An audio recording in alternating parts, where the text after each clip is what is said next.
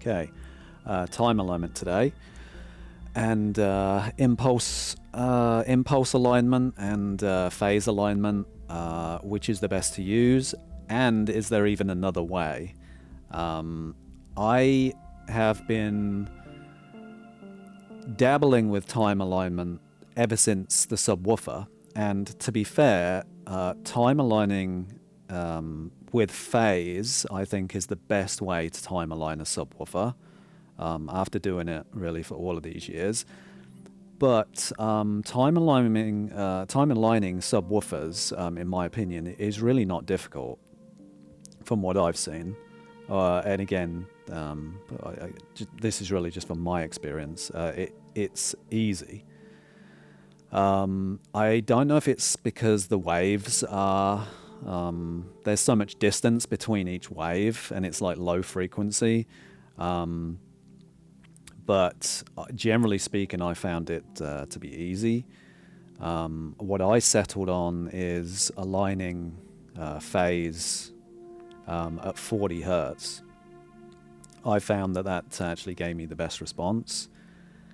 And let's just go over the calibration really quick.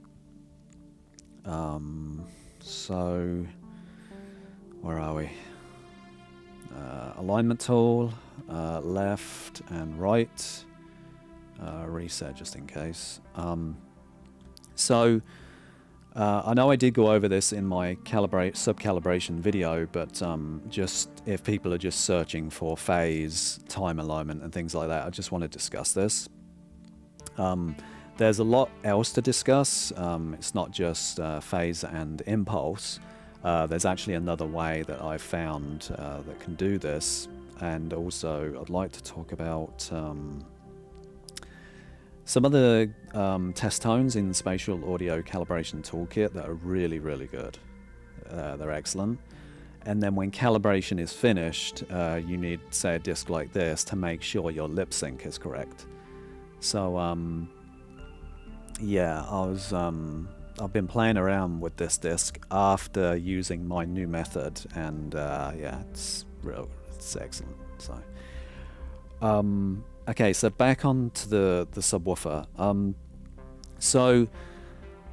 I was discussing on the subwoofer calibration that with phase, that you can essentially phase to me is like a trade, right? So if you want perfect phase on a speaker, not a subwoofer here, but if you want perfect phase on, say, a speaker, say your left and your right, and you get this particular area perfect, then further down the line you may not be perfect. So let's just say you said, hey, I want to get my bass perfect, but somewhere down the line, because of the way phase is just not perfect the entire way, and sometimes it loses it with different, say like the left and the right speaker. There could be places along down the line where they are not phase aligned. You know, you can match down here in the back. Let's just say you know this was a full range speaker and you are matching as well as you could down here. Well, up at 1K, they may not be aligned anymore in that way, in a phase way at the very least, right? And with these type of controls where it is just a set, you set your delay and that's all you have access to, like this is really I guess an old system, you could say, where you set the delay of the speaker and that's it. You can't really do much else. Whereas Dirac, I think, as far as I'm aware, Dirac has the best time and phase controls in the industry, or at least maybe up to Trinoff levels. You know, I don't know enough about Trinoff and what they're actually doing with time alignment, and whether it's even as good as Dirac. But from my understanding is they're time aligning speakers, and they're getting the phase right in the entire way down the spectrum, from you know, from 0 hertz all the way to 20k, right? They can do it dynamically. And when you don't have access to that level of control, you now need to make a decision on what is the fair trade and what should you actually do. Because after my last calibration with the sub, I decided to set my delay to try and match my center channel by like plus 12 milliseconds. And I can tell you now, that's a mistake.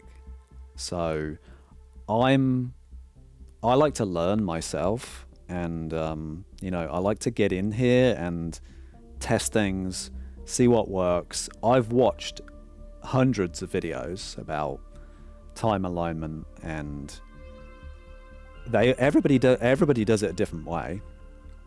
Even professionals do it slightly different ways. So yeah, where was I?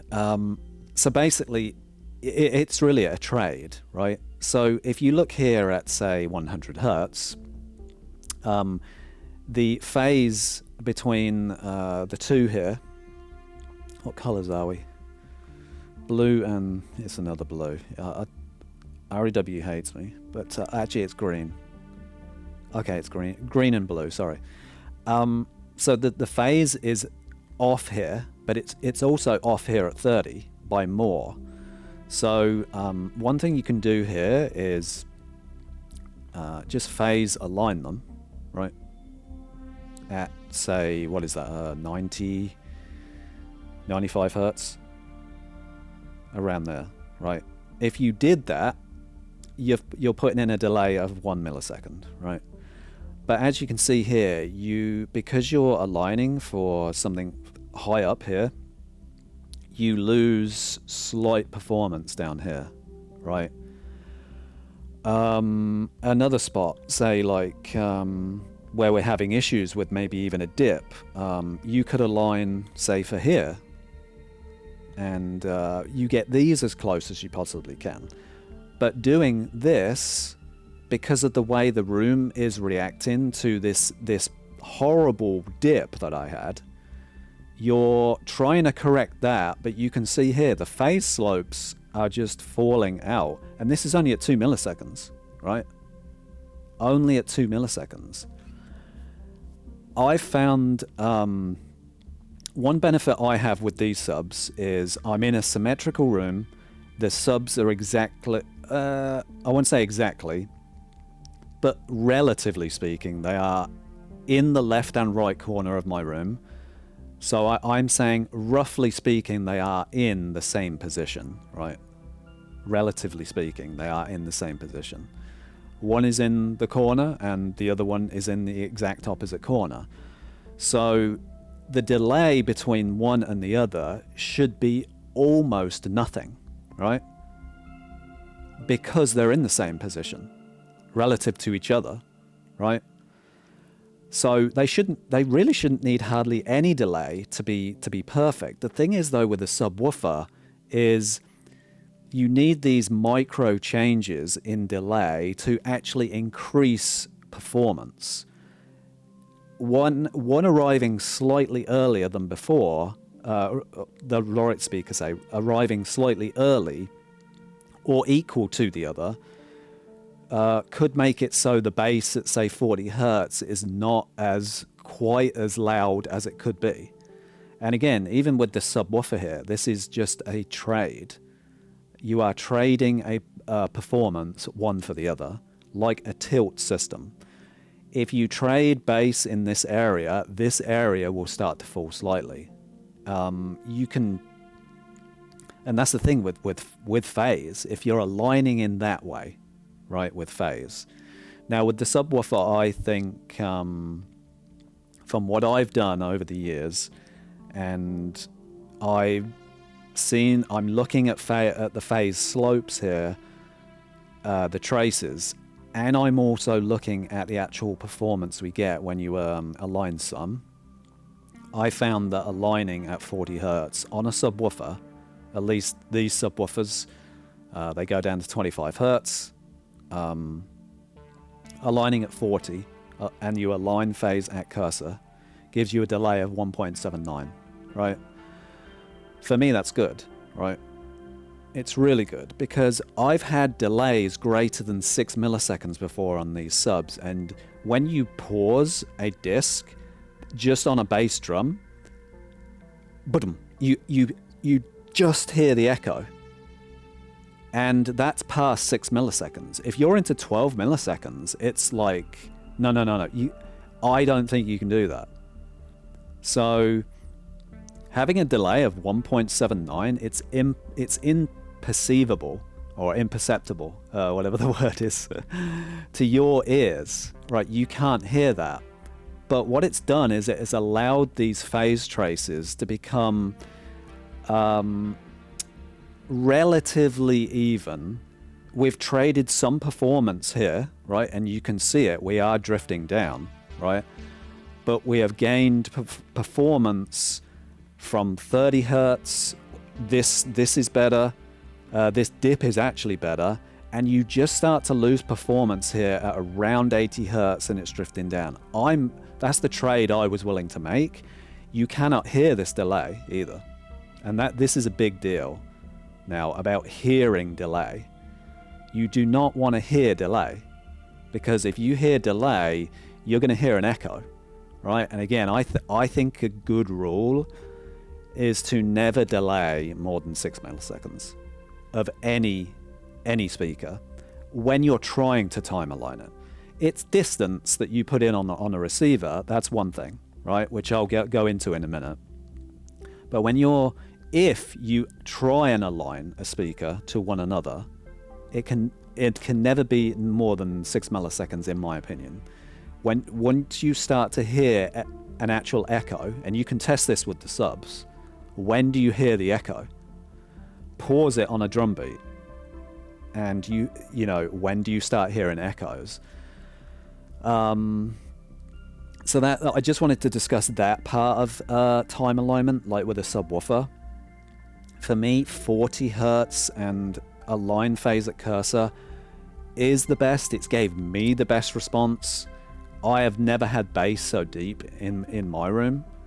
I did one at 50 the week before, same calibration techniques, and it only gave me like 0.3 or 0.4 of a dB at 30 hertz. But I'm telling you, it made just a huge difference. Yeah, I mean, the calibration was the same. The methods I was using were the same. So, yeah, that's like the discussion really about the subwoofer, aligning the subwoofers when you have two to each other. But now I want to get into this discussion really about getting the distances right on your speakers in a different way than just doing this, right? Then like, how do you actually understand this? Like, how do you understand how far the right speaker is away at all? So I wonder if I should show it in a sub, because of the mistake I made last week. I could phase and impulse sub. Let's see.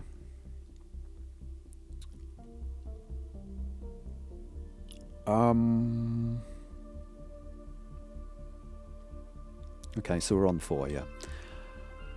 Alright, so this what I was trying to do here was align the center speaker to the subwoofer, right?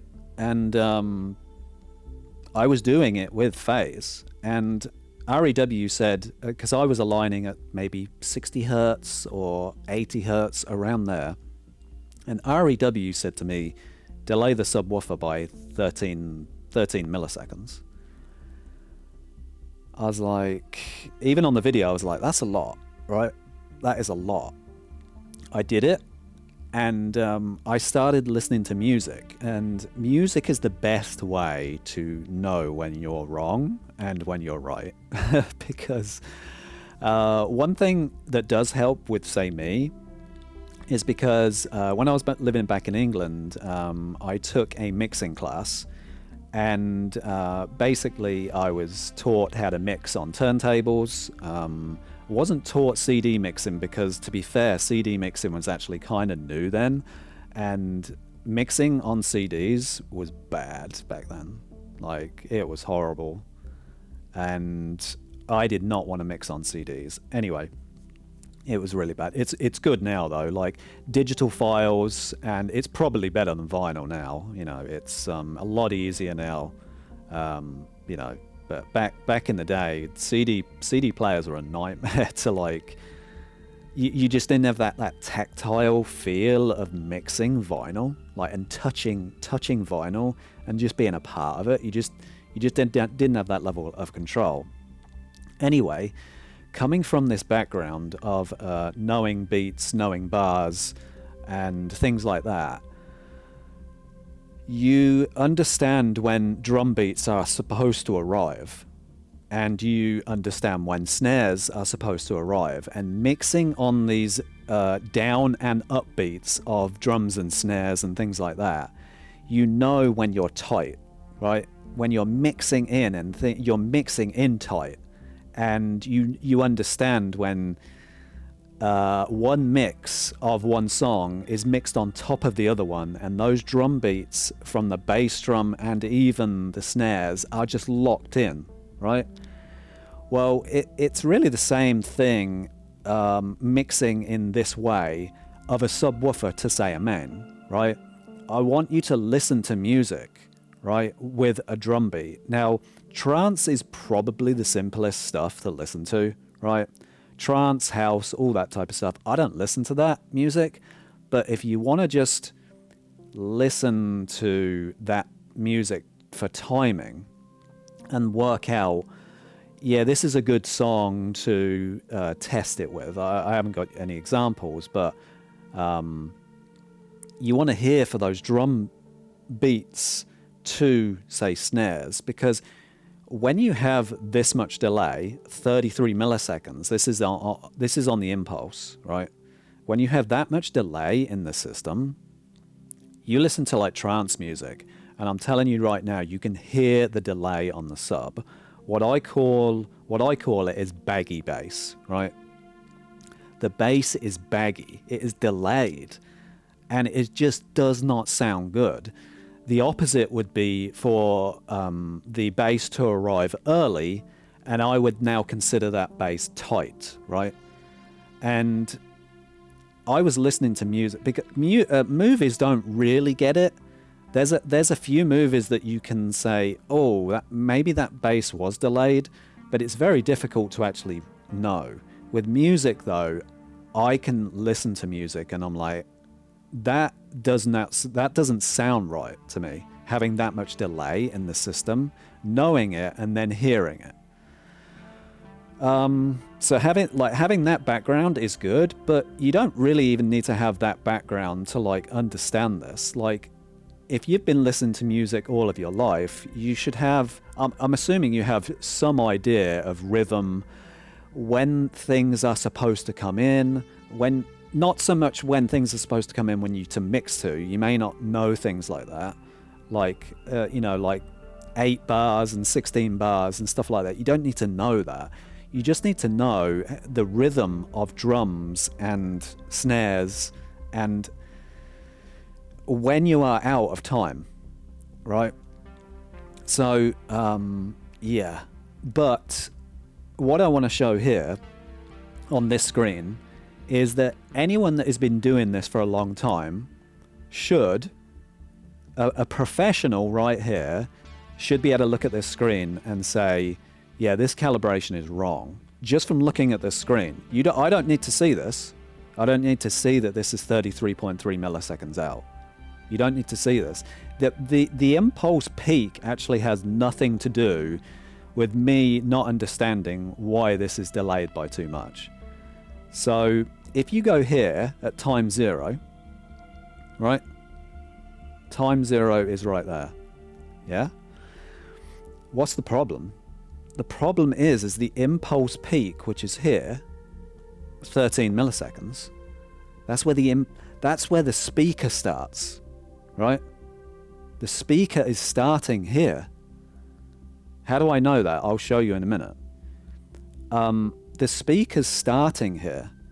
So the impulse delay will always be a certain point because the speaker doesn't start here. This is the impulse peak, but the speaker does not start here. If you are trying to align this subwoofer to 0, like say the rest of your other speakers, that's not time alignment for a sub to a main. That is not how you time align a sub to a main. It's just not. Because if you did that, this would actually, you'd be arriving too early. You'd be arriving way too early because the impulse peak start here would be pushed back even further. So I've been trying to wrap my head around this like since Christmas, because I am relatively new to time alignment in this way of like matching bass to a main, matching a main to a center speaker, getting the distances right from all of your speakers without Audyssey, understanding how to do it by yourself, and is Audyssey actually far off? So again, a professional should know right away. Like now knowing this, I would know right away that this is actually off by at least 13 milliseconds, right? Now, if you delay this by 13, that was easy. All right, so if you delay this by 13, sorry. No, not delay it. Push it back, right? So make it arrive earlier. We're going to make this sub arrive earlier. This is like 20 milliseconds, right? This would say 20 milliseconds. And that would be time arrival. The time arrival of the sub would be absolutely perfect in this system, right? By doing that. So how do you get there? You come up here to the options for the impulse here. And what you do is you set this. 0 is IR start, right? So this is 0 here. 0 is here. So again, we're 13 milliseconds out, which is what I put into my mini DSP as well. So you're actually out, and these impulse peaks are inverted too. So you would have to invert them as well, so they face up, which should match all of your other speakers.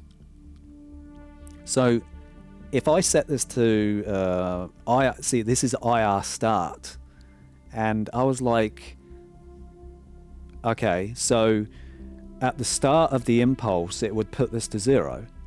Like, because again, I've been playing around with like lots of different methods in REW, and I'm like, I don't like time aligning. I can't even say that word today. A sub to a center speaker and it being 13 milliseconds off. That's just, I'm sorry, that's wrong, right? I think it's wrong to do that. And again, when I hear baggy bass with the music, I knew it was wrong. So set this to 0. And what does it do? Well, this is 0 now here.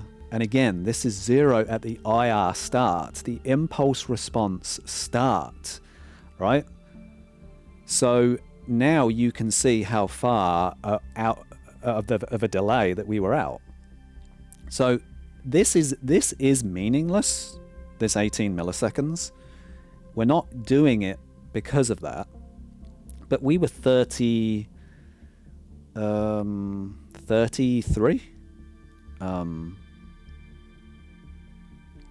Or yeah, it was 30 something. I'll show you in a minute how we do it in a full calibration. But now we've took the delay off, right? A perfect impulse response, if the start point was this point, which it should be, the impulse response would be 18.8, right? That's a perfect start to finish. I wouldn't say start to finish, but It gives you a perfect start on the impulse. And it also lets you know, I use this really as a reference of how far do I need to bring things in now doing it this way, right? With a subwoofer, you are always going to be delayed by a certain amount. It's just, that's how it is. But with speakers, you get really tight to this zero start mark. It will be very, very close. So, yeah, that's so yeah. I removed the 13 milliseconds from my mini DSP. Number one, I heard it. I heard it on a movie. It may have been Dune. I fixed it before I watched Dune, but I did some demos, like maybe the week before, and I'm just like, nope, this is just off. I can hear it's off. Then I got into the music, and I'm like, yeah, I need to get onto this timing thing. When do sounds arrive, right? And I got into this idea of really forgetting phase for now, and forgetting impulse. I know we're on the impulse screen, but forgetting this. When do signals start, right? When does what you want to hear actually start? So when all of your speakers clap all at the same time, where should it come from? It shouldn't come from anywhere. It should be surrounding you all at the same time, and you can't tell where it's coming from. Where is it? The Spatial Audio Calibration Toolkit here, there's some timing tests, and I'm telling you, it's perfect. They do timing tests between the left and the center, the subwoofer, and I think it's the left speaker. And I mean, there's a bunch of them, right? You can test them all. But then there's one where you can test it all at the same time. Every single speaker at the same time. Where should it come from? It shouldn't actually come from anywhere. Because if all speakers are firing all at the same time, it will... You're getting fired at all at the same time. I mean, the volume thing... I do have my surrounds up slightly louder. And that, but I couldn't actually tell where the sound was coming from, because they all they're all arriving at the same time. So yeah, it took me a while to like really get this. I was watching other people's videos, and a lot of the people's videos on YouTube are for subwoofer time alignment, which like I said, there's so many videos on subwoofer calibration on YouTube that, you know, a lot of us are just using the same methods. I personally found that using 40 hertz, 100% has gave me the best response in my room. I mean, I even did the calibration on a YouTube video, and that's the calibration I still have. And it's just amazing. There are other things to think about with, you know, target curves matching domains, target curves, and things like that, which I've been getting into discussions with. I have workarounds already for that. So I haven't found it actually now to be a problem. I thought it was a problem. But since changing a few things, I don't have issues with it anymore. So, okay, enough chat. Let's like get into this. So ELAC, unify target curve. Yeah, I'm using a different target curve now. It is not. It is not the HARMON curve anymore. I found a better one. And yeah, it's based off of my speakers themselves, which, when you think about it, it just makes sense. another target curve that is not yours for your room just makes your speakers sound a different way, right? You might like that. I had issues with it. I'm just gonna this is the best my speakers have sounded, and the target curve was right in front of my face. So alright, all the speakers are large. That is the best thing to do here. I found that the impulse peak, even though I don't necessarily use it directly, the impulse peak didn't change distance whether the speakers were small or large. But when they're large, I don't have to like go into MIDI DSP and turn my, mute my subwoofer, right? So it's just easier when speakers are large for this. So these are my current distances, right? Or delays, right? And currently there's a 21 millisecond delay on the subwoofer. Putting a 21 millisecond delay on the sub makes it arrive earlier than, well, okay, let's rephrase this. So my subs, they're ELEC sub 3030s. The sub itself just plugged into the Denon is around 10 to 12 milliseconds delay. Adding the mini DSP adds another 10. It's about 10, yeah. It's around 10 delay, right? So when you put this delay in, say I've got 21 milliseconds here, it's making the sub arrive earlier than these, because it's trying to offset all of the delays that are in the DSPs that are in the subwoofer, because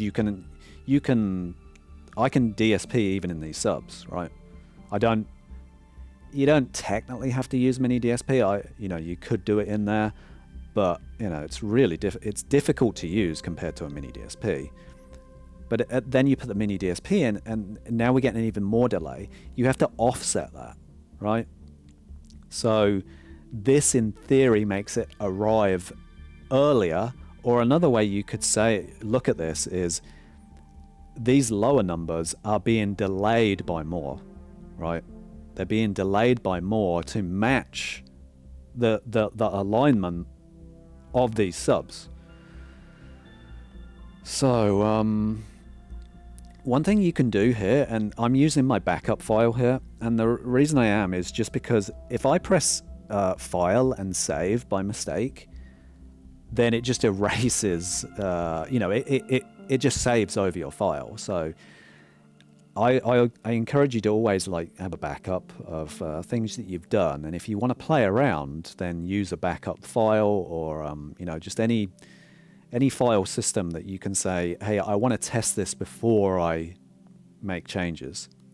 So as you can see, this says 21. Now, how do we get Audyssey's timing, right? So I don't want to use my timing right now. I want to see how close Audyssey is to my new method of aligning the speaker, every single speaker in this room, at IR start, not impulse response peak, right? Because I've seen videos where you're aligning your speakers, everything, to the impulse response peak, but that doesn't mean you're time aligned. That does not mean you're time aligned. Not in this way. If you want to hear sounds clap, if there's claps all at the same time in your speakers, if you align to impulse, it will not. You'll be off. You'll have echo delay. It will not be the same. So, yeah. So this is 21. We're going to see the number change here. So what you do is, to use Audyssey's timing, is press auto.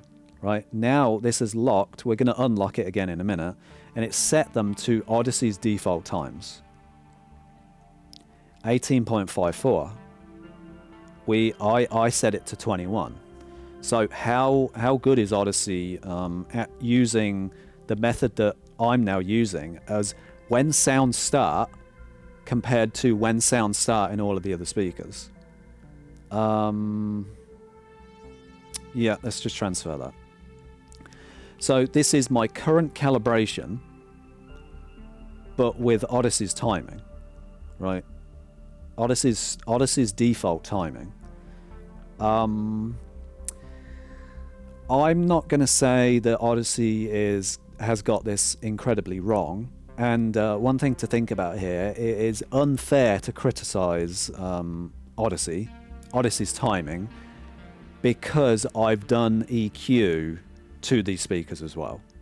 When you do EQ to any speaker, the delays are going to be different. The start times are going to be different, and I mean, I'm not getting into phase and things like that, but things are going to be different, right? All the way up the board, they're going to be different. So, but you know, we can try and ascertain, I guess you could say, what Audyssey has been doing here, because when I saw what Audyssey was doing, I was like, okay, it's pretty much trying to match the same idea that I was using, right? So, which I think most people in a professional situation, I watched JL Audio, which is typically car audio, at least I think. Been watching some of their videos because somebody said, you know, if you want to see time alignment and things like that, watch their videos. And the first thing they did with time alignment is make sure that the speakers all start at the same time, right? That's the first thing they did. They have the options, though, to adjust phase. I don't know if it's dynamically like Dirac, maybe it is, but you can then make adjustments to phase afterwards. But the first thing you want to do is make sure your speakers start at the same time, which is really getting the distances right. Okay.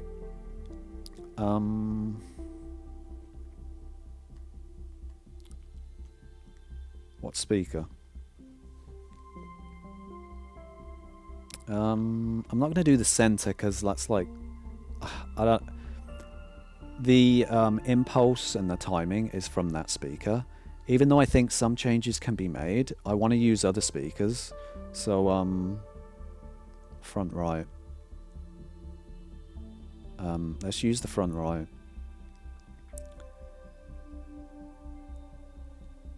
And we'll measure this. And then we'll do the sub as well, to get an idea. Well, I'll do a couple here, so because I want to see, I want you to see this method in action, and think to yourself, just think about what it's doing, right? What actually is this doing?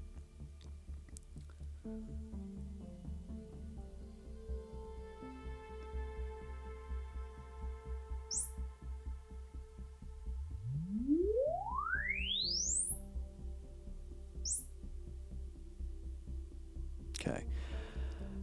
These are sweeps provided by OCA, Obsessive Compulsive Audiophile. The reason I'm using sweeps, and one of the reasons I'm using sweeps is because they're Dolby Atmos sweeps. I have access to all of them, all of the channels in my system. There's even other ones here that I haven't put into other files by the looks of it. But you don't want to time align 7 speakers on the bed layer with REW and then like take like the top front right out and then put it into a different one and then try and timeline that, but the calibrate, you can't do that, right? So you do need full Atmos sweeps here, because the timing would be different on another channel with a different calibration, but the calibration wasn't meant for, say, that speaker. You can't just send a test tone to, say, the front right and put in your top front right Atmos speaker. You can't do that. At least not with a calibration on it, you can't. So that's why I use Atmos sweeps. It's just much easier to deal with. You don't have to unplug any cables or anything like that. So yeah, check his channel out. Yeah, is Obsessive Compulsive Audiophile on YouTube. It's probably around 4 or 5 videos away. That again, it doesn't. Nah, I shouldn't say that, because you know you could be watching this in 2 years' time and not. But yeah, just check his video out. He's got test tones on there for Atmos that you can download from his Google Drive, I think. So yeah. All right, what do we have here now? 0. Is that negative? Sorry, that was no. It's not. So the first, I don't do anything. 0.004. You write down this number right away. Yeah. You might say to yourself, well, that's close, so we don't do anything, right? Well, where's the start time? I don't know, right? This is just a sweep done, and it says 0.004, which is like insanely close anyway. But again, what we do here is we use a reference start point, right? I want to know when these speakers are starting. Then it will show me where the impulse peak is. So let's press this. There was slight movement there. Now it says 1.25, right? So the impulse peak should never be at 0, because that's not when the speaker starts. The speaker starts at a certain, well, obviously a certain point, and then the impulse peak is after that point. It will always be after that point. I think it should be. Yeah, it will always be after that. So what do we actually have here? Okay, so 0.125. Now, with Audyssey, there's only so much you can do. I don't know if other room corrections have this. You have the ability in Audyssey to use milliseconds, and you have tens and you have hundreds, 100 milliseconds, right? The ability to change these numbers, but Audyssey itself doesn't have this resolution. So I've been trying to figure out like the exact resolution that like Audyssey actually has to make changes. I'm talking about making changes. So this says 9, I'm just using this as an example, right? This says 942. Well, if I needed to make a change that was 941, you can't do that. And you could put it in, but you would take a reading and the reading would be exactly the same. The only time I see timing changes in Audyssey is if this number changed to maybe a 5, like 945. 945, there's a difference of 3 there, 300ths of a millisecond. I think that's what it is. And then you start to get into the resolution where, oh, okay, now you start seeing changes. So it's about every 2 hundredths of a millisecond, or 3. It could maybe even be 4, that you start to see changes. So yeah, it's nice that we have milliseconds here, but there's only so much that can be done in Audyssey. If this was absolute exact, like you had like absolute millisecond control over this, anything you put in made these exact changes, I mean, you could get really tight. But this is unfortunate. To be honest, it's not unfortunate. I mean, sure, we want that level of control, but that level of control is, you know, pretty insane to think about. That that short of a time period. Anyway, so I'm going to make this easier though for me, and that is I only make changes to the first number. So if the first number is 1, yeah, now we can make changes. So it would be 0.12, because that's all we don't have 0.5 like in Audyssey. This number here, in the tenths of a millisecond, we make changes, right? But this number we don't. You can.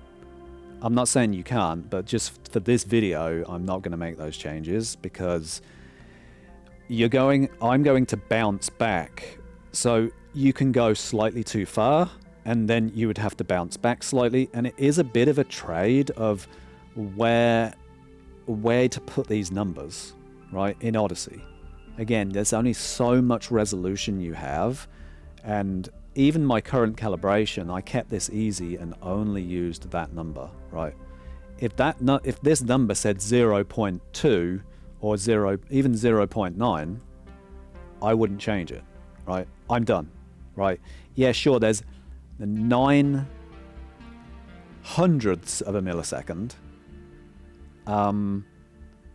but it's the difference between doing this time alignment in an hour, maybe 2, because I was like, again, I didn't really know what I was doing, and I was testing things and, you know, learning this all in one time.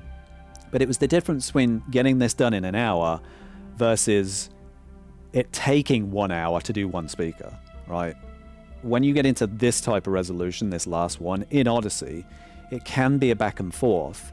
You know, it takes 30 seconds or 40 seconds to send the calibration to the receiver. Then you've got to test it again. And it's like, it does take a long time doing it that way. So I just thought I'm gonna do it this way, right? And it just made the calibration quicker. I wouldn't say it was vastly wrong. Sure, you can get very tiny differences, but you know. So this says 0.2, 12, sorry. So, and what we have here is, well, we have that, yeah. So 0.00. Right, we're not using that number because we cannot use that number. So what can I actually do here now? Again, I'm not going to use this number. The only thing I can do is 1, right? So I would reduce it by 1. I think. No. Right, now that's the thing, I am getting a little lost here. I would increase it by 1 because I had to move this is a perfect impulse, right? And this is what was measured. This is what was measured, and this was the perfect impulse. This is where it should be. This is where it should be, and this is where it is. So let's see if we can actually do this. While this is sending and updating, I think I might have a bathroom break, but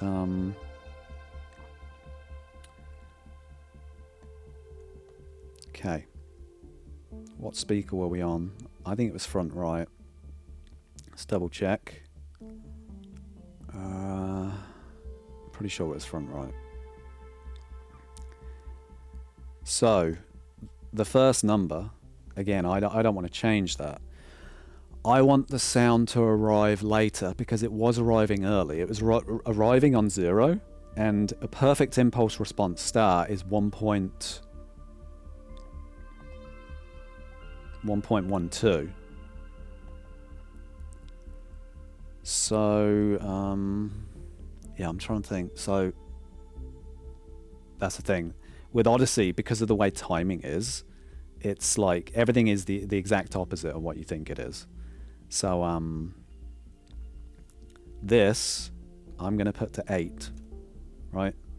That would be 1. That would be 1 less, but it would make it arrive slightly later, as the perfect impulse was doing. Okay, so let's transfer that, and I'm just going to take a break for 1 second. So, okay, back. Okay.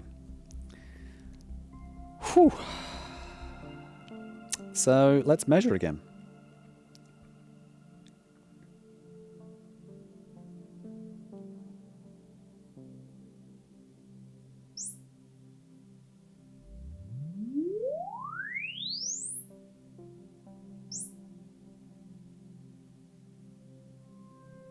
Okay. So, 1, well, it's 10. 0.10. I know it's 8. I guess we'll write the whole thing down. So, yeah, just to keep, like, I guess hammering this home, is that this button here sets the start point at the exact start point, right? When it hears the impulse response, it's that instant start. And then whatever this says is where the delay should actually be, right? That's exactly where it is. So as you can see here, the perfect impulse response here was 0.125 or 0.12. Let's do that. 0.12. Now what we did is we put that delay in the receiver just by 1, right? And now we have our 0.1. We just don't have the 2. Now, you could try again. You could try and get that, but that's going to be a long afternoon. If you are going to try and do that, the first thing I would do is excuse me. The first thing I would do though is to get your speakers aligned in just this way, using the 10th of a 100th of a second, because it is much quicker. Again, I got this done in an hour, basically all the speakers. And once I found that, not bothering with Audyssey's second number, you can get things done really quick. And yeah, so Audyssey got it pretty close, right? I mean, it was literally 1 number's difference, right? So the perfect start point was 1.25. We're right on that, right? That to me is a speaker that starts perfectly, and this is just showing when the impulse is, right? And we had to match that versus the reference. This is reference 125, 112. We got it within 0.2 of that. Now you could set this again, and again you could keep going. I wouldn't, unless again you really. It might even take 2 days. I mean, I just don't know how long it would take to really understand Audyssey. Of maybe you can get away with 2/100ths of a millisecond each time, right? But you definitely can't do 1, and because I've tried it. You know, I've measured 3 to 4 times before, and there's been no change in this number or the timing in any way. And it only changed once you put the next number in. So say it could be the 4th, it could have been the 3rd or the 5th. I'm not really too sure. But yeah, this that to me has got the start of this speaker time aligned in a way that you can understand. Actual time arrival, right? The time arrival of the speaker is matching our reference only off by a tiny amount. Now if you press this again, see I pressed that and it didn't even move. I'll press it again. The number is that, which means the start arrival of the speaker and the reference in REW actually matches. That's the first time I've seen that. I've been very, very close before, but that's interesting. Normally you press this and it might just be off by a little bit. Like even the first measurement, right? It said 1.12. We're only off by this tiny, tiny, tiny amount. So I consider that speaker done, right? So that's done. Let's clear those.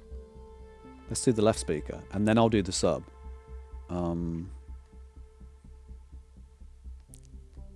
So left speaker.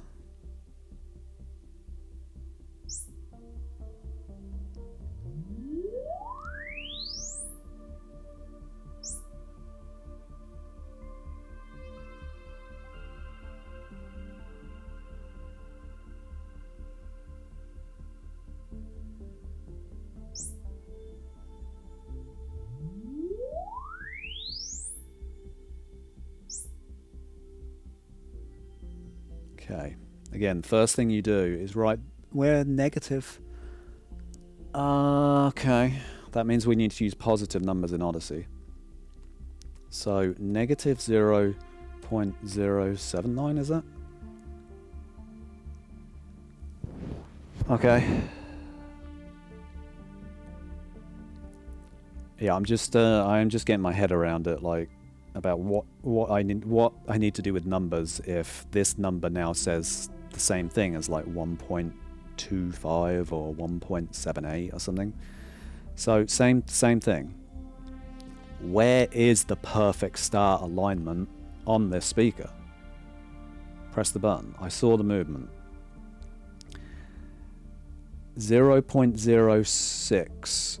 So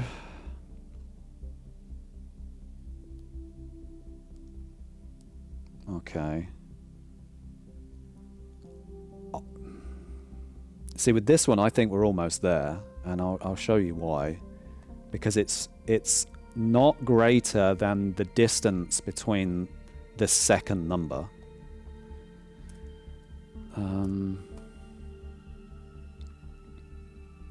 So negative 0.07. And this one is positive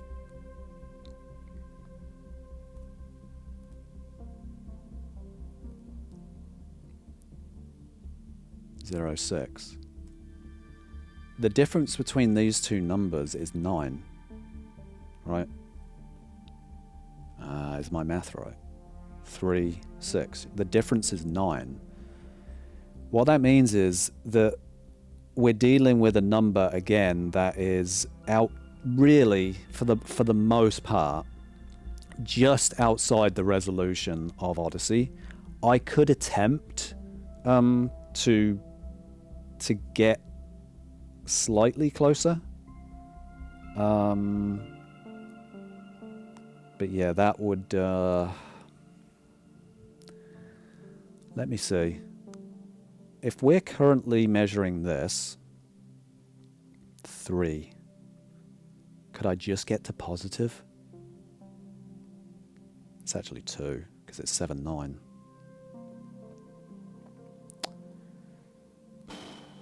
If I put 3 in, we could see what it does. But in this situation, I wouldn't do anything. I would leave that because again, we're within this resolution. It's excellent, right? We're on the highest end you can be. Sure, the difference is 9 on the second number, 200ths or 100th of a millisecond. But again, Audyssey's resolution. Let's see what we actually can do with this.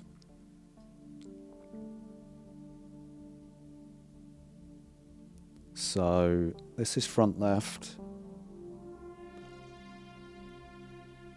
It's arriving early, so I want to delay it. I'm going to put a 3 on there, like that. And we're going to see what that does.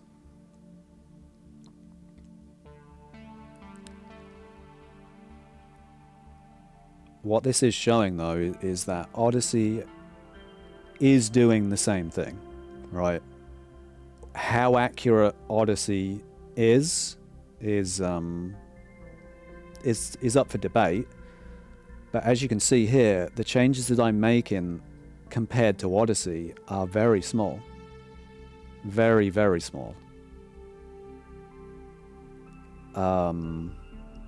You know, if we had if we had infinite resolution here of, and I'm just talking from timing, or at least the amount of timing that they allowed us to have in milliseconds, you know,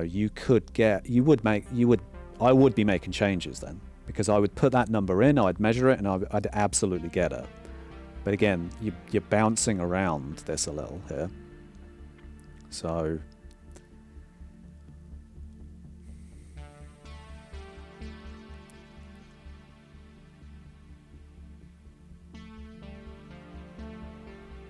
okay.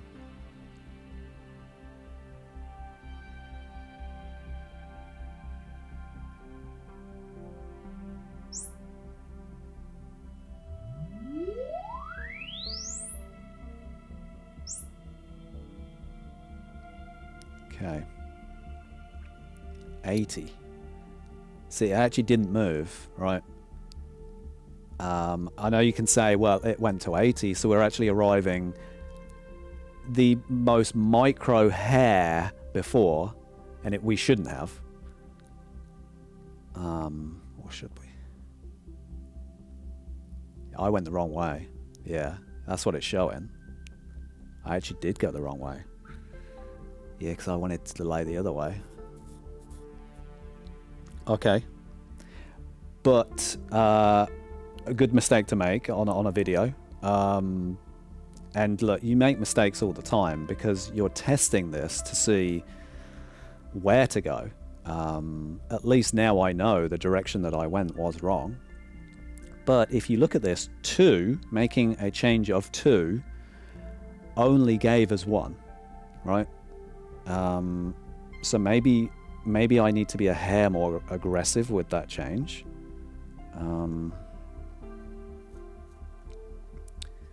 That would cause me to change the other number. So let's have a look at this.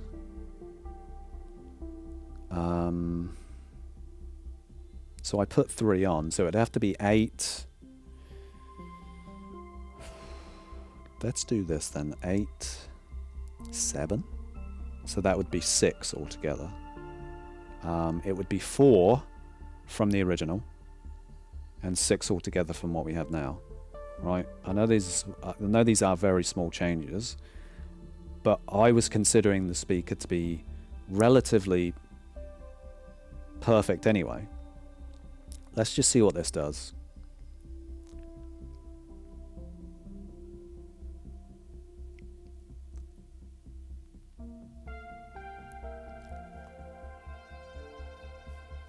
Yeah, that's interesting. And that's the thing, like with getting your head around when you need to put more delay on or not delay is that was one of the reasons when I first started doing this. I was like, oh my god, I'm going the wrong way all the time, you know. So I think I watched a video on YouTube the other week, and somebody, I think it was Ripewave put in the delays and just copied them from Dirac, and he got really poor response. And I was watching the video like after doing all of this, and I was like, yeah, you can't do that. You can't do the distances based on another room corrections system, because the way Audyssey is doing their distances is completely different. So yeah, I did think that was interesting. So I'm gonna pull that out.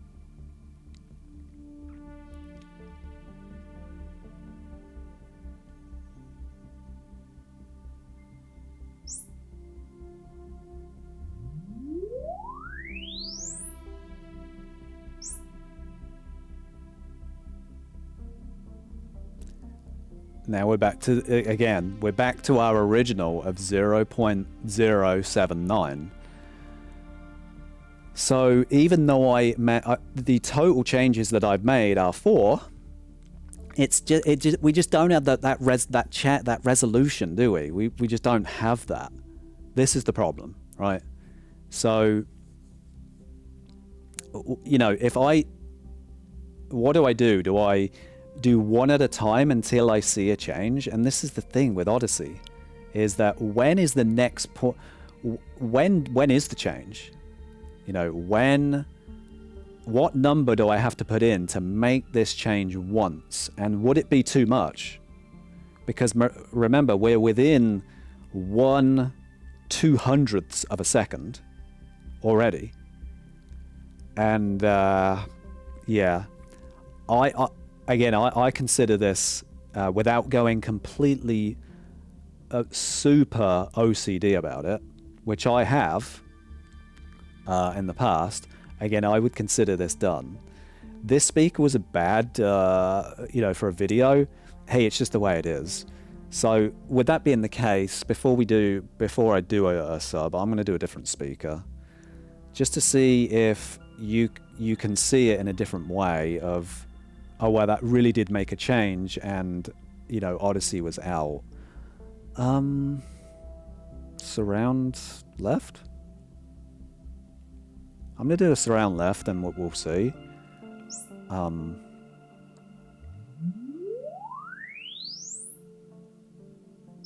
Okay. But what we've seen so far is that Audyssey is doing something. That's what it's doing, right? It is matching IR start. It's not matching impulse. It's matching IR start. Because we've been so close on these. I mean, the right speaker, we only had to make that tiny change. That, debatably, that change may even been because I'm here. I mean, I don't know. You know, maybe not, but so yeah, let's see this one.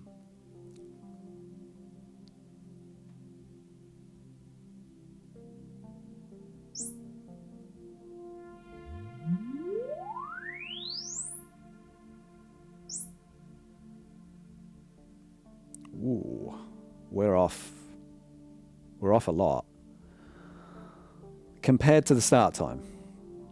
So the speaker is arriving early. Now, just, so 0.50. Yeah, 0.50. And, okay.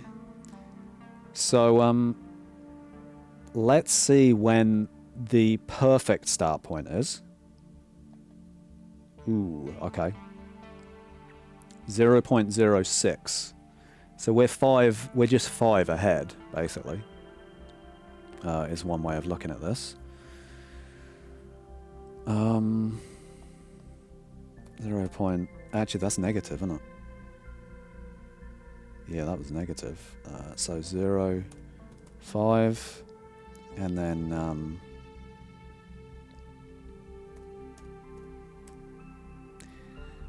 which is basically 0.00. You know, again, we could do a 1 hour speaker run here of mashing this until we get as close as humanly possible. Maybe that's one afternoon I may you know, go down that road, but again, for this video, no. So now this is the other way, because we do want to no, it's arriving too early. It is the other way.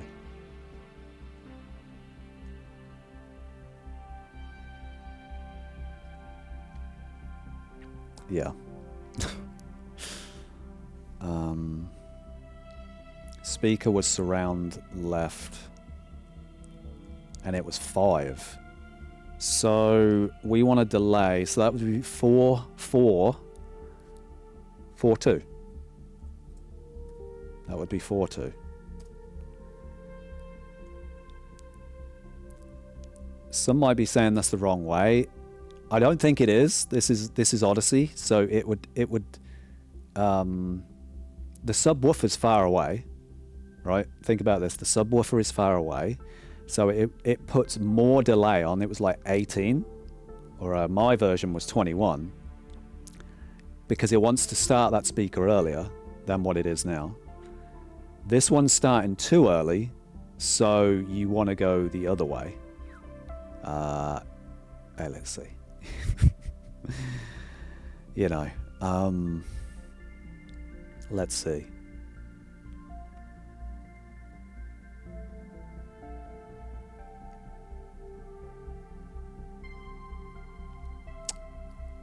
Yeah.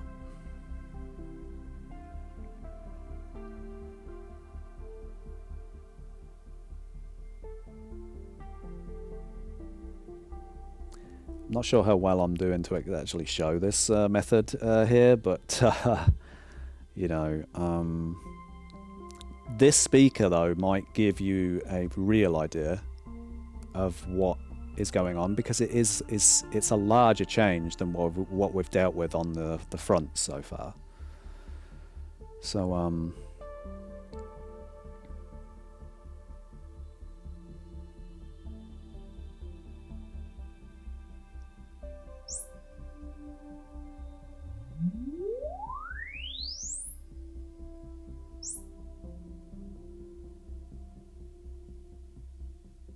close. What did we want? 0.6.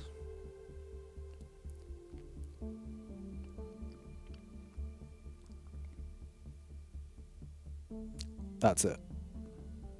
We're slightly early, right? We are very, very slightly early, but we're within the resolution of Audyssey, and again, this being 1,000th of a millisecond, 6,000th of a millisecond early. We're done here, right? So what have we actually done here? We, if you undo this, undo.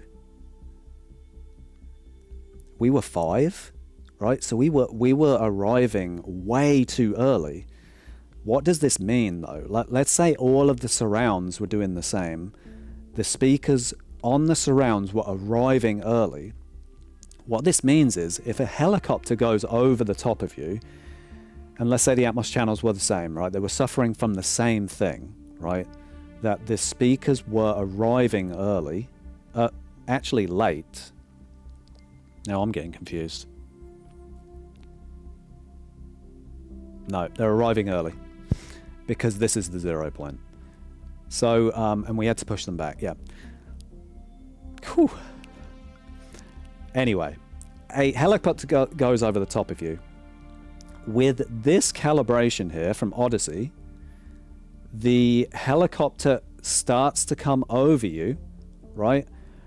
But it goes over you too quick because the backs are turning on before the fronts are allowed the sound to go over you fully, right? This is the problem with any surround effects that go over you and around you, is that another one would be Spears and MUNSIL and the Spatial Audio Calibration Toolkit. They have test tones that move a sound from the front left, it goes off to the front left Atmos, and the sound goes overhead, right?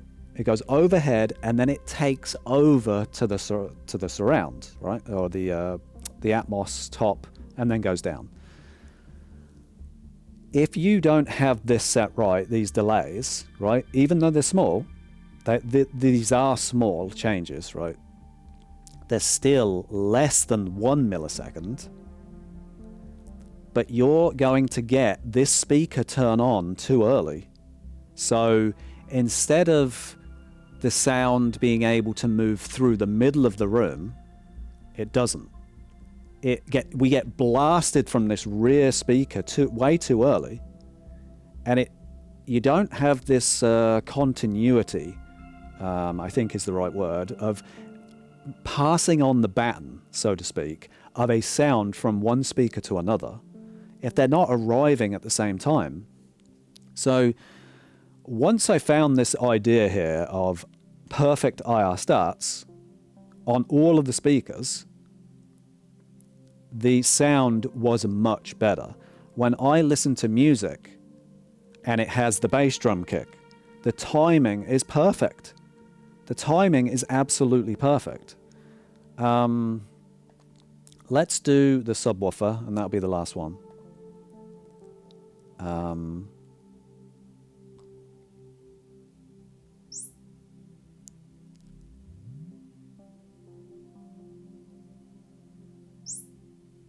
Okay. I don't think I need anything special done here. The 120 Hertz roll-off is in place. That's number one. And I have a high-pass filter in at 22 Hertz on Mini DSP. So if you make timing changes and you turn all of that off, the timing will be different when you put them back on. So with this method, just getting the timing right from a sub to, say, a main, we're going to forget impulse and phase for now. We just want that sub to start when these start, right? That's what we want.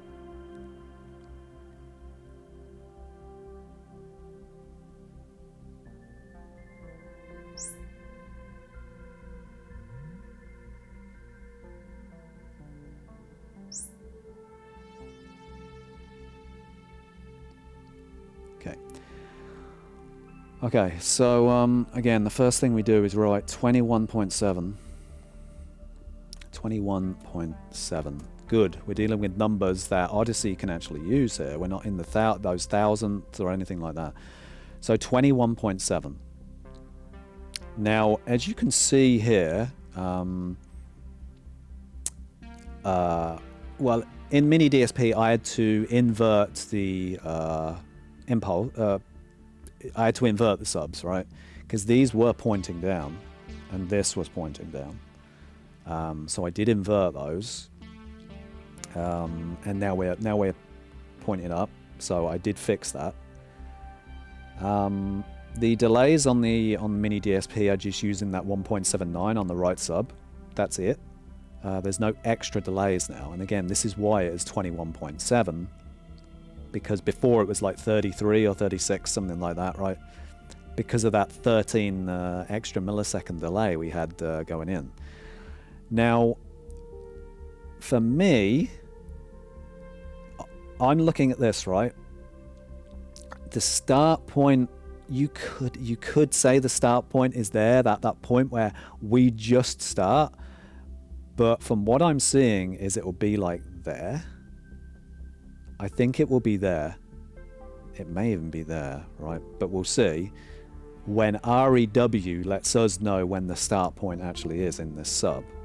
So if we have to go this way, which I think that's the way it's going to go, because if this is the start point, it's going to have to pull it back to here, which is the 0 point. That means that this will be like 18, something like that.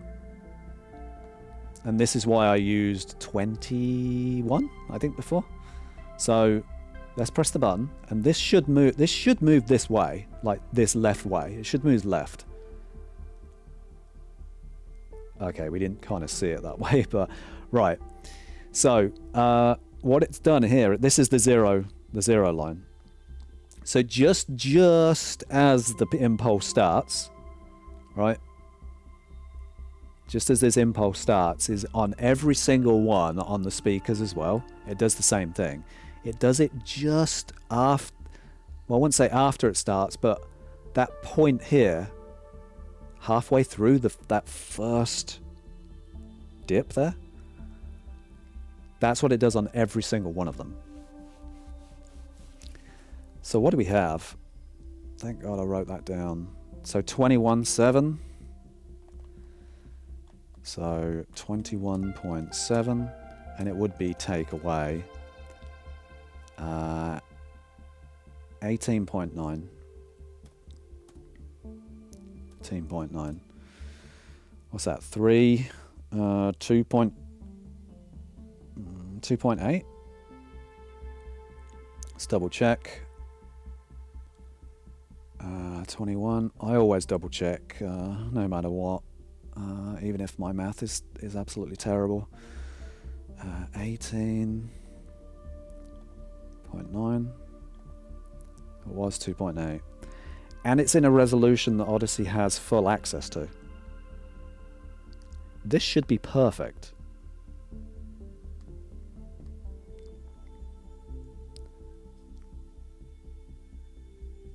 I'm putting more delay in. Yeah, again, you know, got to keep checking myself.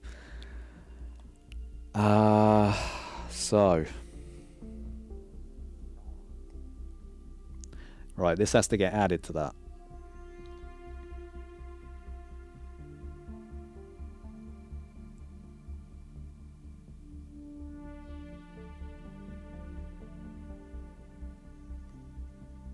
$21.34.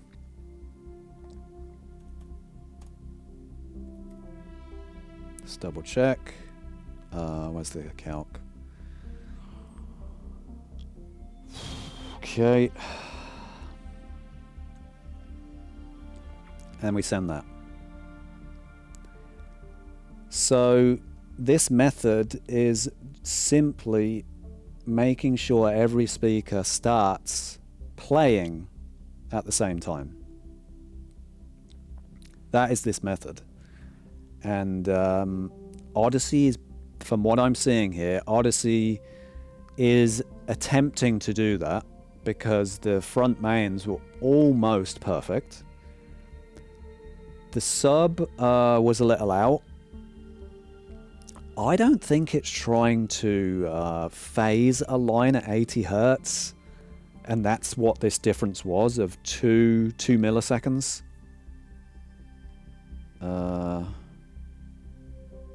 It's 2.8. Maybe it was using 2.8 milliseconds difference to try and phase a line at 80 Hertz. I don't know. I don't know what Audyssey is doing. I just don't think it's doing that. I think it is it is individually timing these speakers to a certain point, which is the impulse start time, not the impulse peak. And it's doing that every single time, regardless of whether it's trying to match at 80 Hertz or anything like that. Because 80 Hertz may not be your crossover. There's other crossovers in this receiver, right? So why would Audyssey time match for 80 Hertz when it doesn't know whether you're going to use 80 Hertz or not? So it's not doing that. It's just slightly off. Now, Audyssey's microphone is analog. And typically analog microphones are much better for timing than digital. So, but there's a lot of stuff you can do in REW here. Where are we?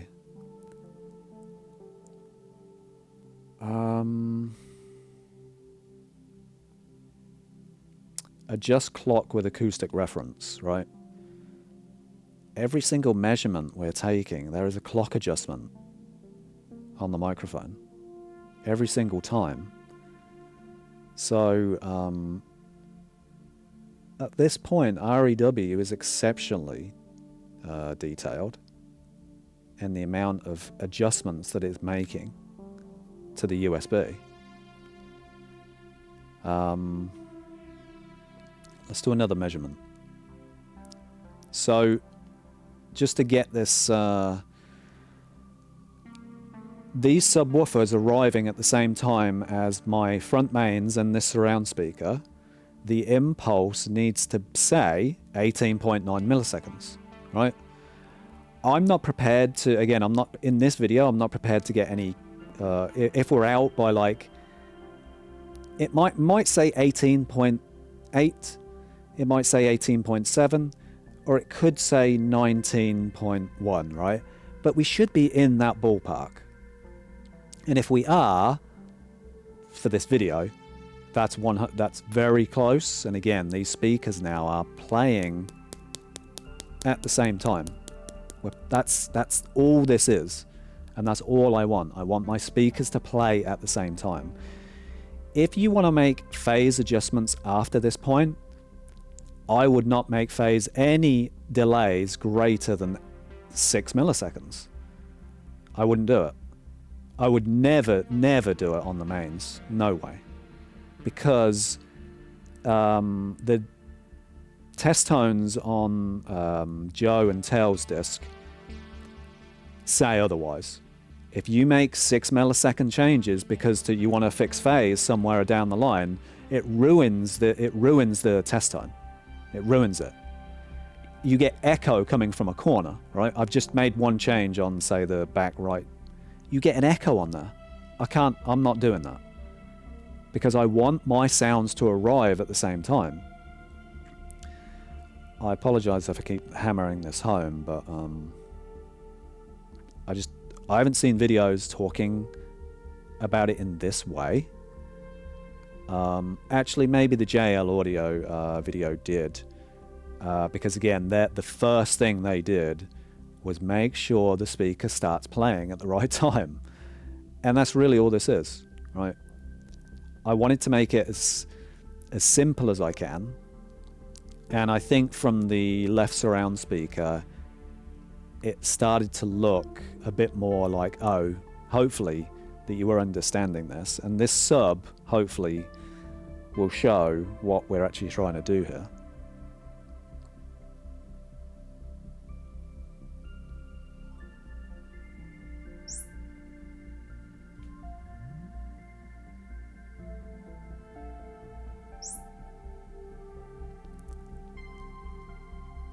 $18.8. What did we want? 18.9. It's perfect.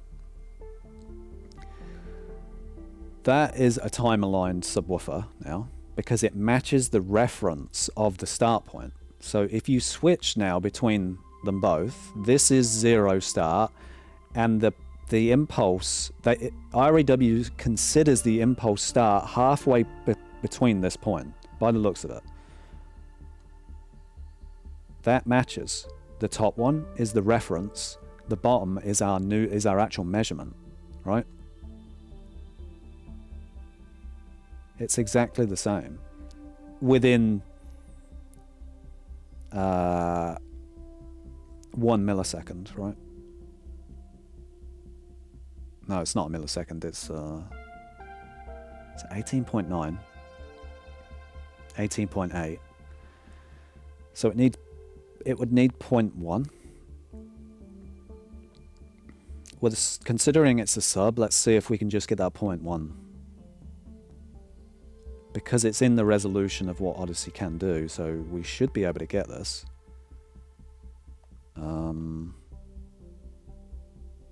What direction do I need to go?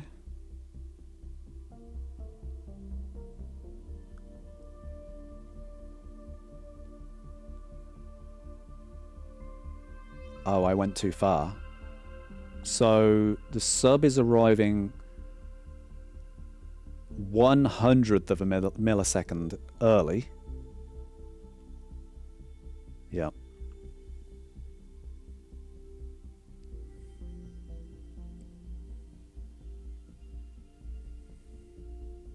I think this is 2/4. Yeah. We'll know. We'll know in a minute.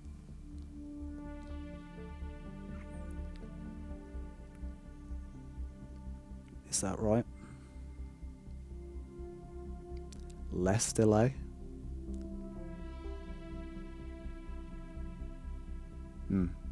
Yeah, that should be right.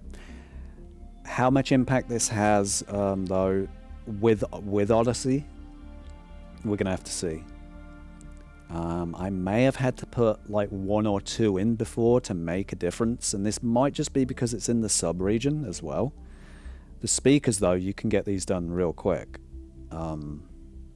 as you can see, like, you make the change, and as long as you're only going up to the first 100th or 10th, is that 10th? Yeah, it's a 10th of a second, 10th of a millisecond. As long as you're just managing the numbers in that point for now, you can get the all of your speakers done real quick. I don't think it matters anymore the speed of the sweep, as long as it does have reference timing on it, right? So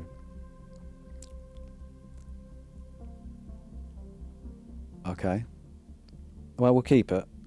I don't think I pressed anything, did I? So that's 18.9, 18.8,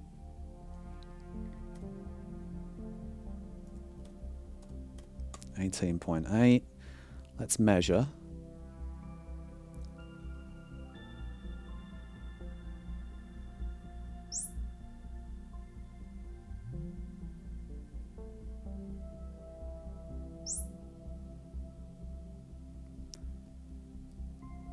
Perfect. What was reference? 18.9. It does show there's a slight movement. 18.9. 18.9.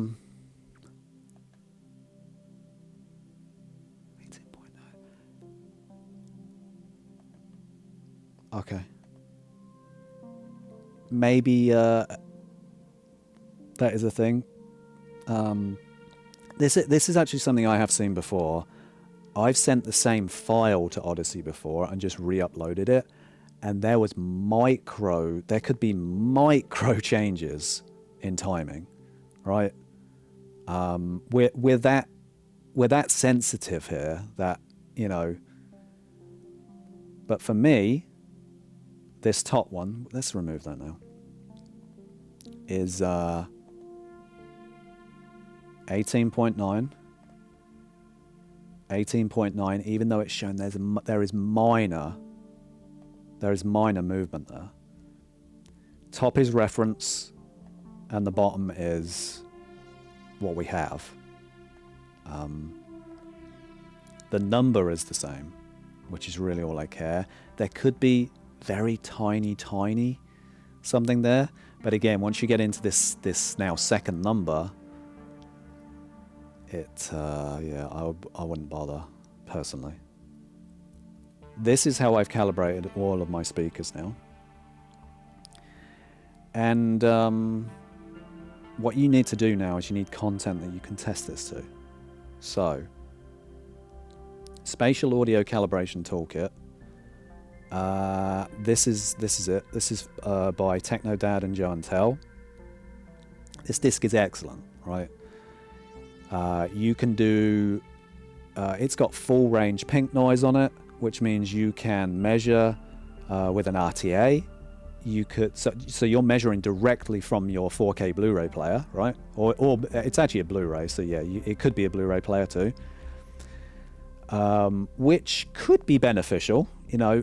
I've noticed that some Blu-ray players, the volume on some of the channels is slightly different. So our signal's slightly different from one Blu-ray player and then 4K player to the next. I don't know.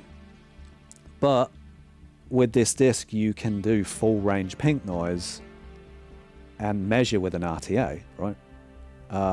There's so many other things to it that, you know, you can really spend all day like messing around with a lot of stuff on there. What I do though is, you know, I bought the disc and I went over just a few things and things like that when I first got the disc. And the best way to use the disc is to use it when needed, right? So when I want to do, say, full range pink noise and I want to EQ my entire system that way, then I use the disc. I try not to like, buy a disc. You're a little excited, you know, you got to do disc and you want to test things out, but you kind of have to have a reason to have the disc, right? It's like Spears and MUNSIL. yeah, it's cool to have that disc, but are there things on it that you actually need and want for, you know, so, and this is a good example though why this disc is great. I don't think I had audio on this. Wait, where are we? Oh, here we are. Yeah, I just captured this on my phone real quick. I don't think I had audio. Yeah, it doesn't matter. I'll explain like what's going on. Okay, so real quick. So I've chose it's like 4 down. It's called timing tests, right, on this disc.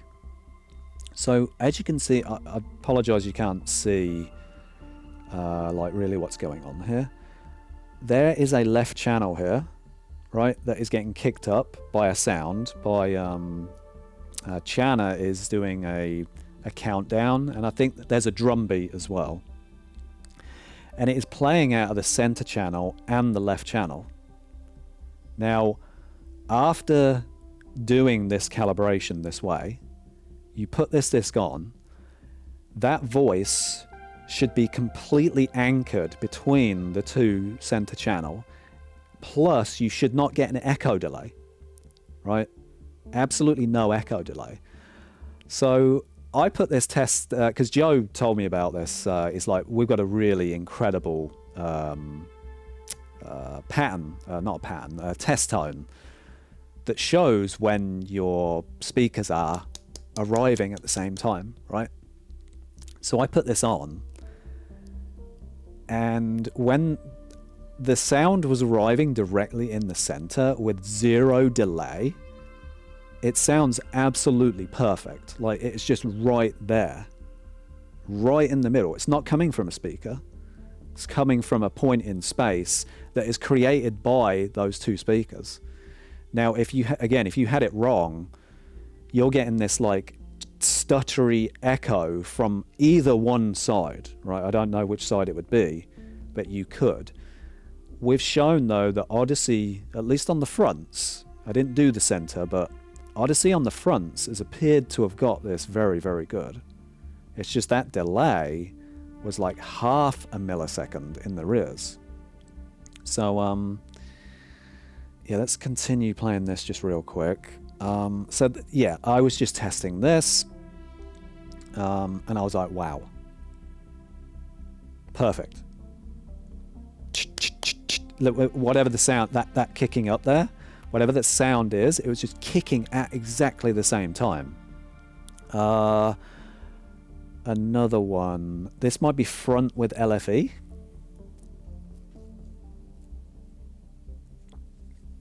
I think. Yeah. Oh, no. Sorry, the first one was the LFE. All right. Now I can see the one in the middle. Yeah, I should have known that. Anyway, let's talk about the LFE one real quick, because you know, I thought I was on the other one, but with the LFE and the left channel, it was like the channel was one. And that's the thing here, like even with this, with the center channel and this left channel, one we've got going on here, it's like the channels become one because they're playing together at the same time. And the sub, you couldn't tell that there was a sub there. It had a bass drum kick, but it was also playing in the main as well, and they played at the same time. And I was like, wow, I've never heard my system have that responsiveness and clarity and timing like this. But there's the coolest one is yet to come on this disc, because these are just playing 2 channels at once, right? There's the sub, you can do the rears, you can do the left, the right, and everything like that. I was playing around with those.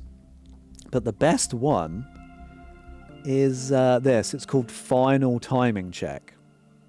Yeah, this is the one that when you're finished the calibration and you want to know if the timing's right, this is the one you play. So, Final Timing Check, where you guessed it, they're going to all play at exactly the same time. This is a LFE drum kick, and it's also playing out of every single other speaker. And I think Chana's voice is maybe coming out as well. I'm not 100% sure anymore. Every speaker's playing at the same time. When this happens, you can't tell where it's coming from, because you're in it. You're directly in that sound. If you hear any micro echoes to maybe one side, maybe that's something you could look at as well. But yeah, I'll tell you what, when this one was playing with everything all at the same time here, I was like, yeah, this system works. This method of IR time start is really, or in my opinion, all you need to understand timing in that way. Now, I've been time aligning speakers with doing it with impulse, and I think you're close, right? Especially with speakers, you're like 1.1 millisecond out, and it may even be that. It might be 0.1 out. But this way now with REW, setting the start time has really shown me that if you want sounds to arrive on time, that's how you do it. The only thing we are missing is obviously Dirac, because Dirac can now, let's just say on Dirac, you can manually do this as well, right? Set the start time on every single speaker. However, then you send the, I think you send the information to a server on Dirac, and then they'll do all the calculations for phase as well, right? So then you send that back and then send it to the receiver. Now, if Dirac could do this start time method and fix the phase the entire way down, that would be, but what the thing is though, would you hear it? Would you actually hear this method here, right? Where every single speaker is start aligned at the same time. And because on that disc, on the Spatial Audio Calibration Toolkit, what I heard, there was no need to change or go into any further detail into phase. Why? Because everything was coming at me at the same time. 100% it was. So these micro changes that you can make in Dirac, you know, how meaningful would they be? I don't have Dirac. Maybe one day. I want to get the new Denon receiver, the flagship, and that can have Dirac on it, but it's pretty expensive to get it all. You know, that's like way much more money than Audyssey. Audyssey's only $200. You know, that's when you have to pay it. When you have to pay $1,000, and what you'll gain in with Dirac, you'll gain in timing, but I think you're going to lose in calibration because you can't do certain things in Dirac. So again, this is going to be a choice, right? Where's the balance here? What do you prefer? Well, with my current calibration method, including this timing method, I prefer Audyssey. Do I wish Audyssey had the phase control also that Dirac had? Yeah. That would be now the icing on the cake.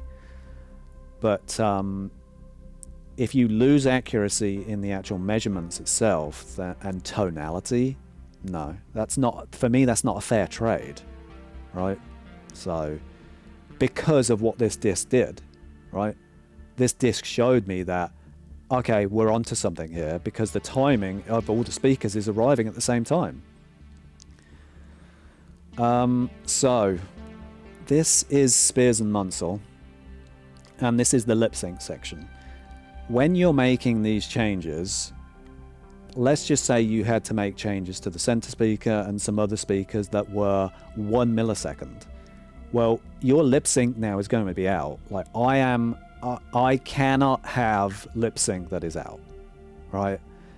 You know, there's OCD, and then there's like, I just cannot take it when the sync is out between voices and what you see on screen and things like that. Spears and MUNSIL has some really good timing lip sync tests here. Again, I don't know why the audio is off on my phone. Anyway, you gathered like different ways of doing this, and that is, what I do though is to see where, as you can see on this this picture here, when things are scanning by, is this is red and this is red. This is yellow, you could say a safe action. So it is better to be delayed in sound than it is to arrive early, because it's showing here that we have 2 yellow this side of after where we're supposed to arrive and only 1 before. And I think that is true as well. You can be being slightly delayed on sound is sometimes you just can't see that, right? It actually, in some ways it sounds smoother doing that, but when you're early, I notice it right away. So now there's different methods for doing this. You can hear the sound and look for the flash, or you can hear the sound. This black point here, what I do, when I hear the sound, I want to see where the black point is falling in here. I've had times where it is on this red one here, the -2. So you have to, so if the sound was arriving there, it'd be arriving too early. Yeah, you'd need to delay it, right? You would just need to delay the sound until it gets into this safe area, right? Right. So I'm just looking, I'm looking in this area as to when I see the flash, everything, and when I hear the sound. So, yeah, I had to do this. There was about a 2 millisecond difference between this setup and my previous setup, which was really Audyssey. I was playing around with some different methods and stuff like that. So this one goes back and forth. Now this is harder. I don't like doing this way. I just found it like, nah, I can't do that. The side to side is fine. You can get very close there. Now there's this one calibration. I think that's like, I think you need a program on your PC, and then that connects to the screen, and it gives you a perfect readout. I think that's what this is. However, now this one didn't even have a flash or a test tone, or no sound. I was like, oh, so that must mean this Sync 1.2 program or app. I think that's what it is. I think Spears told me that's what it is. I think it's pretty expensive, but anyway, this one here, this Sync, not the calibration one, this one on the bottom here, this one has sound and the flash. So there was a sound, beep, beep, beep, right, to this. And I knew from looking at this one that I was 1 millisecond out. So we made a change of 1 millisecond. I think on my receiver, I'm delayed by about 12 milliseconds now. We was on 11, and I'm like, this looks off. This looks off very, very slightly. Right? I had applied that 1 millisecond delay, and we was like, it's perfect. Another thing I do suggest is, once you think you've got this timing right, get somebody else in the room as well, if you can, right? If you have others that are willing to do this. Sometimes it's a challenge in getting people, willing to do this, because you know, when you're the only one in the house that's really hardcore into audio, you know, and everyone else is downstairs doing their thing, you know, they're like, oh God, I'm not doing this again, am I? But if you can get someone in there as well, just as a second pair of eyes, just to say, is the sound, what's arriving earlier? The sound or the flash? The sound or the flash? The sound or the flash? So, and it's the same with the continuous one here as well. Get them to look at that one and this other one as well. And make sure that what you're seeing is what other people see as well. So I went back and forth with this one, and I got a second pair of eyes to look at this, and we was like, yeah, this is the timing, the lip sync is absolutely perfect. Then I put some content on, I put some movies on,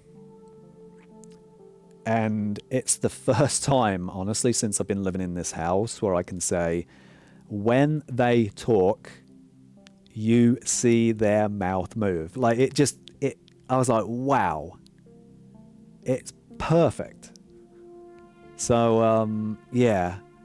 So that's the thing. When you do make changes, the sound delays and that are going to be different on the receiver. So you need to put, on a Denon, it's a section called auto lip sync. I found that I could get closer lip sync control when auto lip sync was turned on. Now you can turn it on or off and still change the delay, but I still found that I got closer to where I want to be when the lip sync was on.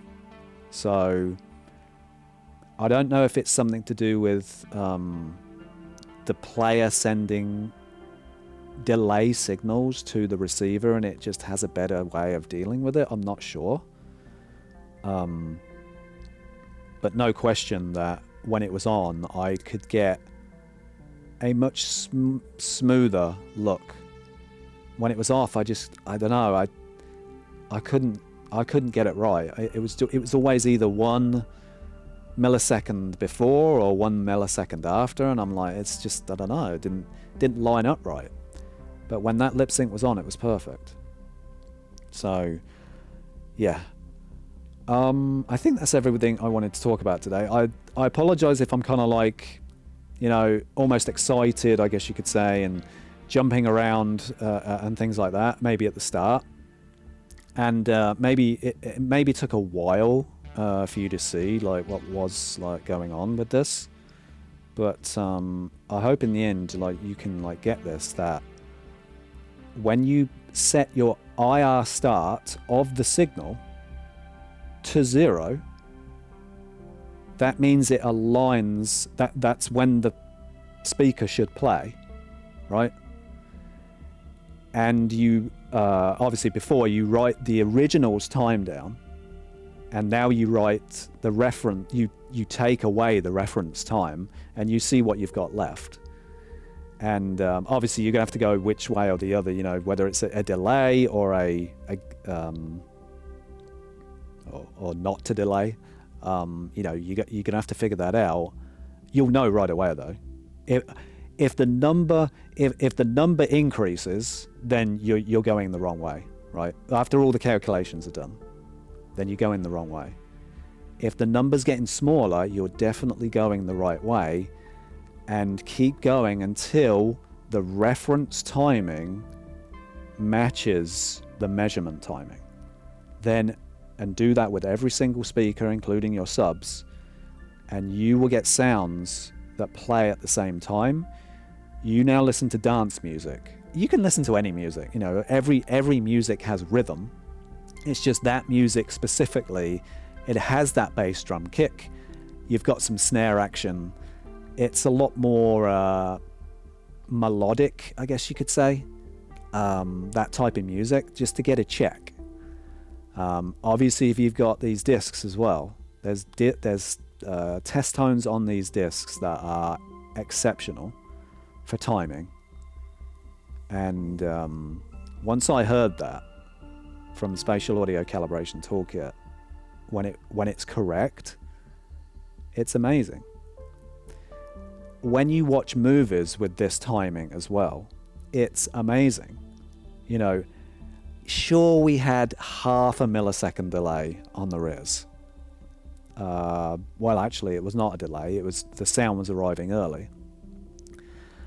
But having it, when you got everything tuned perfectly and all in the, even if somebody said to me, well, yeah, sure, you've got it start time aligned, but you could make very minor impulse changes. That's fine, right? And if you wanted to now, you could measure your center channel, you measure your sub, and make very minor changes now. You could do that, right? The crossover region was a little bit off. Again, I wouldn't go too crazy though, because yes, REW does show maybe that there could be some type of cancellation. But one thing to always bear in mind is that is a measurement from a single point in space, right? From a microphone, right? We have two ears and they are not in the center here. We've got, you know, one on our right and one on our left. And our perception of that sound is different to what this mic is picking up, right? Sure, if you had a binaural head microphone, or two, yeah, I don't know how that would work. I don't really know how the timing would work with two microphones. I just don't know. I think I talked to John from REW, the maker, and he said, no, it is easier with one microphone. When you're doing timing work, it just is. It's easier with one microphone. So I'm sure you can do it with binaural mics, but yeah, I don't know enough about that. You know, I don't. So, but yeah, I hope. I want to know if anyone's willing to try this method out, or you do something very similar to this already, and what are your results? Because since doing this, the timing on everything has been spot on. It's been incredible. Movies are better when they're like this. Plus you've got them synced, right? Just everything. The system sings, right, at you. And again, I'm not saying I've got like the best speakers in the world or anything like that. These are ELAC unifiers. They're not, these are like mid-range, you know, these are mid-range speakers. But what I try and do is at least try different calibration methods, now this timing method and things like that, to, number one, to attempt to understand this whole game of audio that we're all working with here. And try and get my system to sound as good as it can. Currently, the calibration that I'm using with the target is the best I've used. It's better than the HARMON target. And the timing method, I haven't seen to be fair, the only video that I have seen that replicates this method but goes a step further is JL Audio, because they was doing this arrival, when does the speaker play, arrival timing, but they can also adjust their phase as well afterwards. So they've got some really nice tech, they have, but we don't have this in Audyssey. So I think this is the next best thing. And again, if you wanted to make very small changes now to your crossover, but I would not, and this would mostly be with the subwoofer, but I wouldn't go above 6 milliseconds or so. Don't add that echo delay, because do you want to be phase aligned, right? And like I had to do, add 12 milliseconds, but now when you hear music, that kick drum's off. I don't want that, and I'm not doing it, right? So did I test my phase between, say, my center channel, my mains, and my sub? No, I didn't. I have, and to be fair, the response looks fine. Could it be slightly better? Yes, but I felt that I had to make changes that were too large, where I lose sync of bass to the mains, and I wasn't prepared to do it. So you might be prepared to do that. Again, if I had something like Dirac, it would do it for me, and we could just take care of that. But with this system, you now have to make these choices of what is the best thing to do. If I was a professional, right, and I got paid for this, doing this current method is never wrong, because it's almost what Audyssey was doing, right? Almost exactly the same. We was like 2 milliseconds off on the sub, half a millisecond off on the surrounds. That was it. It's trying to do the same thing, but with this way, you're using your own microphone. You've got REW to really see what's going on. You can just fine-tune this whole thing, right? Since getting my system tuned this way and hearing the calibration toolkit by Joe and Tal, TECHNO-DAD, for me, unless I'm nuts, right, to get that last like 0.06 worth of timing, I might have a crazy day, right, and just see what I can do there. But for me, I'm done here, right? I'm done. And again, people may say, well, look, you might want to just check the phase at crossovers. Sure, but I'm not making sweeping changes anymore, because I've done that in the past and it doesn't sound good. Baggy bass does not sound good for me. End of story. It does not sound good. So, yeah. That is the method I use to time align my speakers. And I love it. You know, having these speakers sing all at the same time is all I can ask for. After the last subwoofer calibration, killer bass. When I'm listening to 2-channel music, killer bass. So everything's hitting all at the same time. I'm exceptionally happy with this. And hopefully, if you didn't know about this, set IR start to 0, you know, hopefully this has helped someone realize that, oh right, this is when the speaker starts to play, and this is where the impulse is, right? Don't align this impulse to 0, especially on a subwoofer. You're going to be way out. You would be 18.9 milliseconds out. You can't do that. You're going to have, you wouldn't even have baggy bass. I don't know what that would sound. That would just sound dudum, dudum, dudum.